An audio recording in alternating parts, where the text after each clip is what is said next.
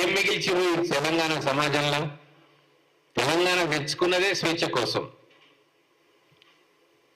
సీమాంధ్ర పాలన నుంచి స్వేచ్ఛ రావాలి, ప్రజాస్వామ్యం వర్ధిల్లాలి, ప్రజాస్వామ్య హక్కులు కాపాడబడాలని చెప్పి కదా మనం అందరం కొట్లాడి తెలంగాణ తెచ్చుకున్నాం. దౌర్భాగ్యం తెలంగాణ వీళ్ళ చేతిలోకి వచ్చింది. 10 సంవత్సరాలు ఎంత సినిమా చూపించాలనో అంత సినిమా చూపించిండ్రు. అందుకే నేను డీజీపీ గారిని డిమాండ్ చేస్తా ఉన్నా, స్వపక్షంలో ఉన్నా కూడా నేను డిమాండ్ చేస్తా ఉన్నా, డీజీపీ గారు దీన్ని ఆషామాషి వ్యవహారంగా దయచేసి మీరు తీసుకోవద్దు.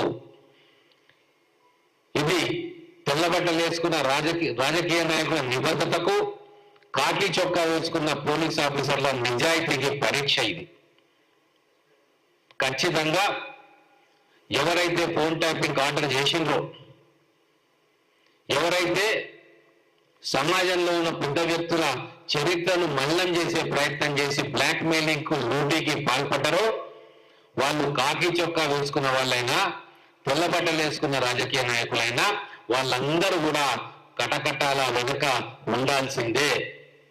దానికి మీరు బాధ్యత తీసుకోవాలని చెప్పి ప్రజాస్వామ్యవాదిగా 30 ఏళ్ళ నుంచి రాజకీయాల్లో ఉన్నాం మేమందరం కూడా. మిమ్మల్ని అందరినీ కూడా రిక్వెస్ట్ చేస్తూ ఉన్నాం.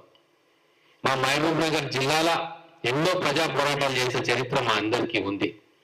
ఉద్యమాలు చేసినాం ప్రజల తరఫున.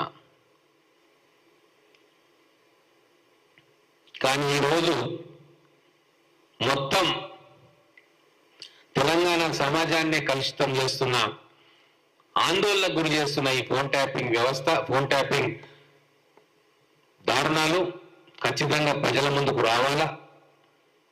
దానికి మీరు సీరియస్గా తీసుకొని నిజాయితీతోటి ఎంక్వైరీ చేయించి ప్రతి ఒక్క పౌరుడు ఎవరైతే ఫోన్ ట్యాపింగ్ లో బాధకు గురైందో, కొన్ని వేల మంది ఉన్నారు నాకు తెలిసిన ప్రకారం,